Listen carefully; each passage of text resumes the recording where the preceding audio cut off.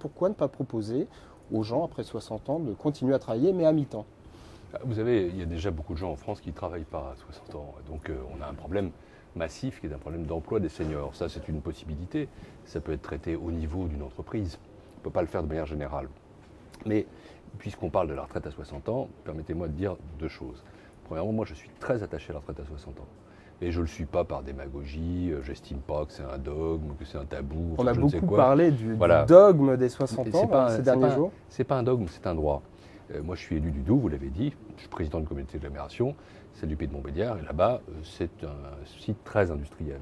Et je vois que ceux qui ont commencé à travailler très tôt, à 17 ans, 18 ans, qui ont cotisé 40 ans, 41 ans, qui ont souvent eu des métiers pénibles, usants, ceux-là doivent pouvoir partir en retraite à taux plein à 60 ans. Quel sens cela aurait-il de les faire cotiser 2, 3 ans de plus pour qu'ils aient 45 ans de cotisation, alors que souvent d'ailleurs ils sont dépourvus d'emploi. Donc la retraite à 60 ans, j'y suis très attaché. Et en même temps, non, ce n'est pas un dogme, dans la mesure où l'âge effectif de départ en retraite, effectif, pas légal, de 61 ans et demi, et où le Parti socialiste propose effectivement qu'on puisse permettre une retraite qui soit une retraite choisie.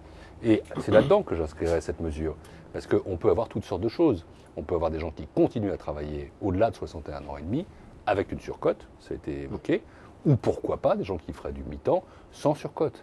Mais il faut que les individus aient le choix, selon la situation dans laquelle on est. Que celui qui a bossé dans une fonderie ou dans une usine, qui a mal au dos, qui a des problèmes de santé, qui a été soumis à une ergonomie difficile, celui-là peut partir en retraite à 60 ans.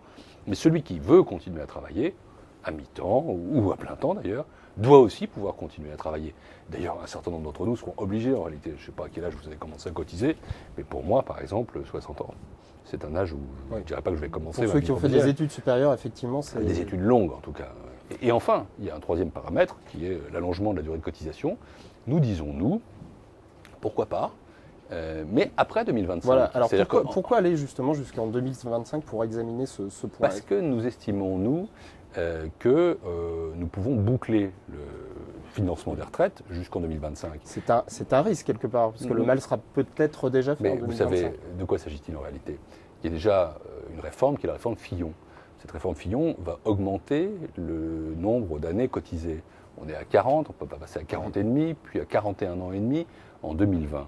Et ça veut dire qu'en réalité, si vous mettez ça au regard de l'allongement de la durée d'espérance de vie, ça veut dire que les 2 tiers de la durée supplémentaire de la vie sont affectés à l'allongement de cotisation. Bon, 2 tiers, il reste 1 tiers pour vivre pour soi, ce qui est quand même le but de la retraite. Nous ne voulons pas tout affecter, donc ça n'aurait pas de sens de faire plus. On verra plus tard quelles sont les statistiques en matière d'espérance de vie et aussi quelles sont les statistiques en matière de retraite. Pourquoi graver dans le marbre, d'ores et déjà, des chiffres qui sont contestables sur des réalités que nous ne contestons pas, que nous contestons, que nous ne connaissons pas? Et donc moi je dis absolument, la retraite c'est comme le temps pour soi, c'est pas uniquement... C'est ça la gauche, la différence entre la gauche et la droite. C'est pas uniquement le temps au travail. Il y a quand même des gens qui insistent, on parlait tout à l'heure de l'âge effectif de départ à la retraite, c'est-à-dire les 61 ans et demi. Alors il y a Lauriane qui réagit et qui vous dit, puisque l'âge effectif de départ en retraite est de 61 ans et demi, pourquoi ne pas repousser déjà l'âge légal à cet âge-là, 61 ans et demi, puisque c'est l'âge effectif? L'âge effectif, qu'est-ce que c'est? C'est une moyenne. C'est-à-dire qu'il y a des gens qui partent à 63, à 65 ans, en fonction justement de l'âge de leurs études ou de leur statut. Prenez un exemple, je vais prendre un exemple le mien, je le connais. Avant d'être député, j'étais membre de la Cour des comptes. Je suis toujours d'ailleurs membre de la Cour des comptes. Et si je suis battu, je retournerai dans mon corps d'origine, etc. La retraite est à 65 ans. J'aurai ma retraite à taux plein à 65 ans. Bon. Si en revanche, il y a certaines dispositions qui le disent, on est dans des métiers très pénibles, on peut partir à 58 ans. L'âge effectif, c'est une moyenne. Ce que je dis, moi, c'est qu'il faut garder le droit à partir à 60 ans pour celui ou celle qui aura toutes ces années de cotisation. Ça ne veut pas dire que la moyenne, elle ne va pas bouger. Au contraire, nous sommes favorables à ce que celui qui veut travailler plus longtemps plutôt, travaille plus longtemps. Et c'est pour ça que nous proposons l'institution d'une surcote. C'est-à-dire, si vous voulez travailler un an de plus, si Lauriane, je ne sais pas quel âge a Lauriane, plutôt un nom jeune, Lauriane, en général. Elle ne l'a pas précisé. Elle ne l'a pas précisé, mais si elle veut travailler un an de plus, alors à ce moment-là, elle bénéficiera d'une surcote sur sa retraite. Mais nous souhaitons progressivement que cet âge effectif aille jusqu'à 62 ans et demi. La grosse différence entre la droite et la gauche... Vous travaillez sur l'âge effectif. Nous travaillons sur l'âge effectif et eux travaillent sur l'âge légal. L'âge légal, toucher à l'âge légal, me semble être à moi une profonde injustice. Je le vois.